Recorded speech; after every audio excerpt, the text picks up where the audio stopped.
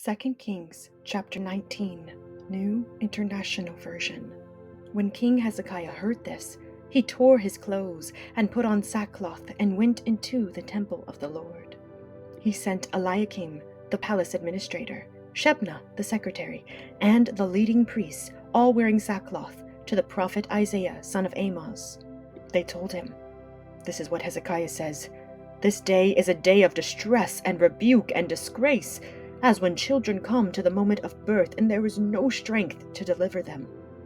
It may be that the Lord your God will hear all the words of the field commander, whom his master, the king of Assyria, has sent to ridicule the living God, and that he will rebuke him for the words the Lord your God has heard.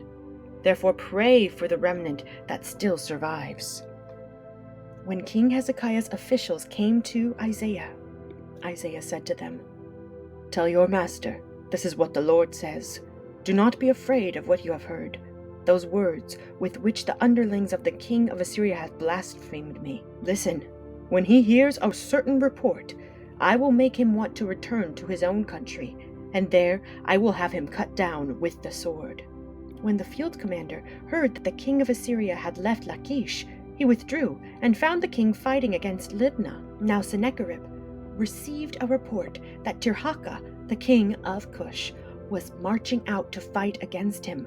So he again sent messengers to Hezekiah with this word: "Say to Hezekiah, king of Judah, do not let the God you depend on deceive you when he says, 'Jerusalem will not be given into the hands of the king of Assyria.'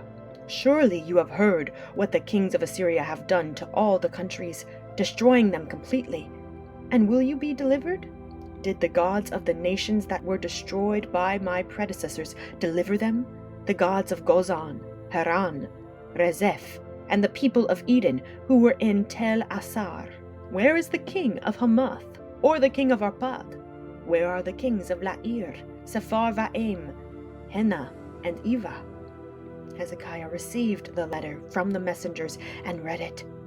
Then he went up to the temple of the Lord and spread it out before the Lord. And Hezekiah prayed to the Lord, "Lord, the God of Israel, enthroned between the cherubim, you alone are God over all the kingdoms of the earth. You have made heaven and earth. Give ear, Lord, and hear. Open your eyes, Lord, and see. Listen to the words Sennacherib has sent to ridicule the living God. It is true, Lord, that the Assyrian kings have laid waste these nations and their lands. They have thrown their gods into the fire and destroyed them.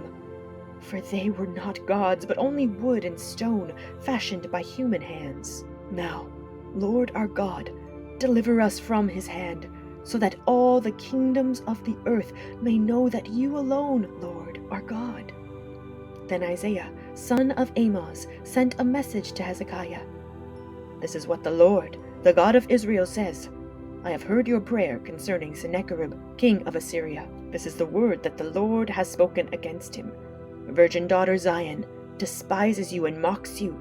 Daughter Jerusalem tosses her head as you flee. Who is it you have ridiculed and blasphemed? Against whom have you raised your voice and lifted your eyes in pride? Against the Holy One of Israel. By your messengers you have ridiculed the Lord, and you have said, 'With my many chariots I have ascended the heights of the mountains, the utmost heights of Lebanon. I have cut down its tallest cedars, the choicest of its junipers. I have reached its remotest parts, the finest of its forests. I have dug wells in foreign lands and drunk the water there. With the soles of my feet I have dried up all the streams of Egypt. Have you not heard? Long ago I ordained it. In days of old I planned it. Now I have brought it to pass, that you have turned fortified cities into piles of stone. Their people, drained of power, are dismayed and put to shame. They are like plants in the field, like tender green shoots, like grass sprouting on the roof, scorched before it grows up. But I know where you are, and when you come and go, and how you rage against me. Because you rage against me, and because your insolence has reached my ears, I will put my hook in your nose, and my bit in your mouth, and I will make you return by the way you came. This will be the sign for you, Hezekiah. This year you will eat what grows by itself, and the second year what springs from that. But in the third year sow and reap, plant vineyards and eat their fruit. Once more a remnant from the kingdom of Judah will take root below and bear fruit above.